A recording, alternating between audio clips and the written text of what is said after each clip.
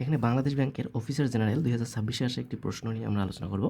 তো প্রশ্নটা হচ্ছে 2025 সালে একটি বিদ্যালয়ের মোট শিক্ষার্থীর সংখ্যা 1800 ছিল।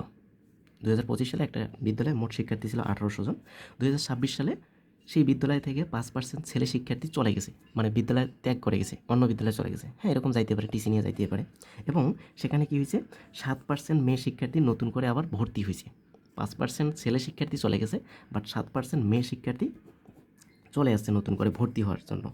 তো এই যখন 5% শিক্ষার্থী চলে গেল, 5% ছেলে শিক্ষার্থী চলে গেছে, 7% মেয়ে শিক্ষার্থী নতুন করে ভর্তি হয়, বিদ্যালয়ের মোট শিক্ষার্থীর সংখ্যা অপরিবর্তিত থাকে। তার মানে এই যে 5% ছেলে শিক্ষার্থী আর 7% মেয়ে শিক্ষার্থী এই যে যাওয়া আসা করলো, এতে করে দেখা গেল যে আগে যে 1800 ছিল সেক্ষেত্রে এখনও 1800ই আছে। এখন বলতেছে 2025 সালে বিদ্যালয়টিতে কতজন ছেলে শিক্ষার্থী ছিল সেটা আমাদের বের করতে হবে। তো চলুন আমরা বের করি। তাহলে সলিউশনের শুরুতে আমরা এখানে যেহেতু মেয়ে শিক্ষার্থী আর ছেলে শিক্ষার্থীর ব্যাপারটা চলে আসছে, তো আমরা এখানে জাস্ট একটু ধরে নেব আমাদের সুবিধার্থে, যে ধরি 2025 সালে ছেলে শিক্ষার্থী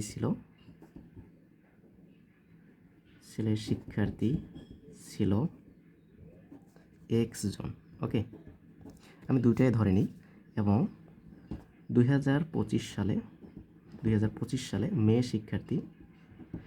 শিক্ষার্থী ছিল ওয়াই জন। এখানে চাইলে আপনারা 100 বিশিষ্ট দিয়েও করতে পারেন, যে যদি 2025 সালে ছেলে শিক্ষার্থী এক্স জন হয়, তাহলে মেয়ে শিক্ষার্থী হবে কত? ওই যে দুইটা মিলে যদি 1800 হয়, তাহলে 1800 থেকে ছেলেরটা বাদ দিলে মেয়েরটা হবে, তার মানে 1800 মাইনাস এক্স আমরা লিখতে পারতাম। তো অনেকজনে এইভাবে করবে, সমস্যা নেই। তো আমি এখানে দুইটাই ধরে নিলাম, আমরা সমীকরণ গঠন করে কাজ করব। ওকে, তো 2025 সালে ছেলে শিক্ষার্থী যদি এক্স জন হয়, মেয়ে শিক্ষার্থী যদি ওয়াই জন হয়, তাহলে প্রশ্ন মতে আমরা আসি 2025 সালে মোট শিক্ষার্থী কতগুলো ছিল? মোট শিক্ষার্থী মানে ছেলে আর মেয়ে মিলে হবে 1800 জন। ওকে, এই হচ্ছে আমাদের কাজ। তো এখান থেকে আমি জাস্ট যে কোনো একটার মান আমরা এক পাশে রাখি, তাহলে ওয়াইটা পাশে নিয়ে গেলাম, তাহলে মাইনাস ওয়াই হয়ে গেল। ওকে, এটাকে আমরা একটু সমীকরণ দিয়ে রাখলাম। ওকে, এখন পরের শর্তটাতে আসবো। আবার পরের শর্তটা আমি এক লাইনে কাজ করবো, এখানে সমীকরণ ডিরেক্টলি গঠন করব। তো দেখেন 2026 সালে 5% ছেলে শিক্ষার্থী চলে যায়। আচ্ছা, 5% ছেলে শিক্ষার্থী চলে যাওয়া মানে কি? চলে গেছে, চলে যাওয়ার পর যেটা অবশিষ্ট আছে, আর 7% মেয়ে শিক্ষার্থী নতুন ভর্তি হয়েছে, এই টোটাল মিলে আমাদের কি হবে? শিক্ষার্থীর সংখ্যা অপরিবর্তিত থাকে। তার মানে ওই 1800 ছিল। তাহলে দেখেন 5% ছেলে শিক্ষার্থী চলে গেছে, তো আমাদের ছেলে শিক্ষার্থী ছিল এক্স জন। তো এক্স থেকে চলে গেছে কতটুকু? 5%, তার মানে এক্স এর 5%। ওকে, দেখেন টোটাল ছেলে শিক্ষার্থী ছিল এক্স জন থেকে এক্স এর 5% চলে গেছে।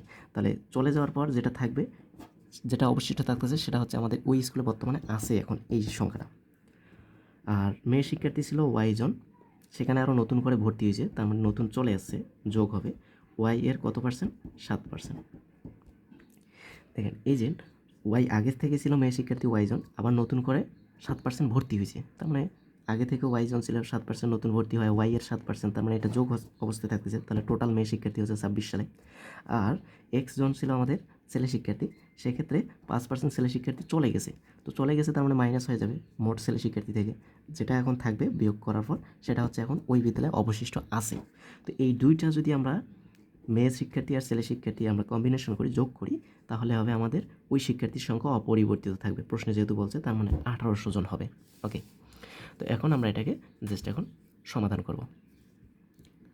তাহলে এক্স মাইনাস এক্স এর 5%, তার মানে এক্স এর মানে গুণ 5% মানে 5/100, প্লাস ওয়াই এর 5% ওয়াই মানে গুণ, এর মানে গুণ 7% মানে 7/100 ইকুয়াল হচ্ছে 1800।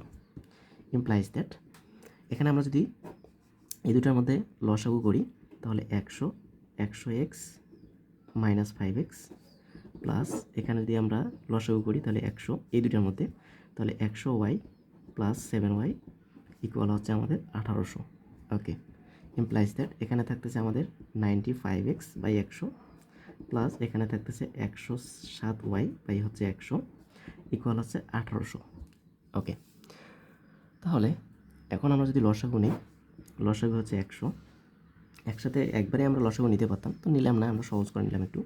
তাহলে এখানে হবে 95x প্লাস এখানে হবে 107y ইকুয়াল হচ্ছে 1800। ওকে, ইমপ্লাইজ দ্যাট আমরা আর গুণ করবো, এর নিচে মনে মনে 1 আছে, 1 দ্বারা এটাকে গুণ করলে এটাই, তার মানে 95x প্লাস 107y, ওকে, ইকুয়াল এই 1800-এর সাথে 100 গুণ হবে, তার মানে 1800 এর ক্ষেত্রে আগে থেকে 2টা জিরো ছিল, আরও এখানকার 2টা জিরো। ওকে, ইমপ্লাইজ দ্যাট, তো এখানে আমরা একটু আগে সম্ভবত এক্সের মান বের করছিলাম, সেই এক্সের মানটা এখানে আমরা বসাই দিই। তাহলে 95 ইন্টু এক্সের মান হচ্ছে 1800 মাইনাস ওয়াই প্লাস এখানে 107y ইকুয়াল হচ্ছে আমাদের 18, এরপরে 4টা শূন্য। ওকে, তাহলে এমপ্লাইজ দ্যাট আমরা এখান থেকে বলতে পারি এখন 95-এর সাথে 1800 আমাদের গুণ অবস্থায় আছে। তো 95-এর সাথে 18 যদি আমরা গুণ করি তাহলে কত আসে দেখেন দেখি। 95-এর সাথে 18 গুণ করলে 171,000। ওকে, মাইনাস 95-এর সাথে ওয়াই গুণ করলে 95y,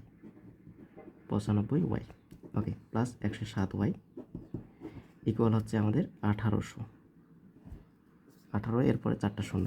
ওকে, ইমপ্লাইজ দ্যাট আমরা এখন এই ওয়াই দুইটার আমরা যদি ক্যালকুলেশন করি, 160টা ওয়াই থেকে 95টা ওয়াই গেলে আমাদের আরও থাকে 12টা ওয়াই, বড়োটার সামনে প্লাস ছিল প্লাস, আর এখানে যে আমাদের 171,000 এই মানটা আমরা ওপাশে নিয়ে যাব, তাহলে এই মানটা ওপাশে গেলে বিয়োগ হয়ে যাবে, তাহলে 18, 4টা জিরো, ওকে, তারপরে মাইনাস 171,000।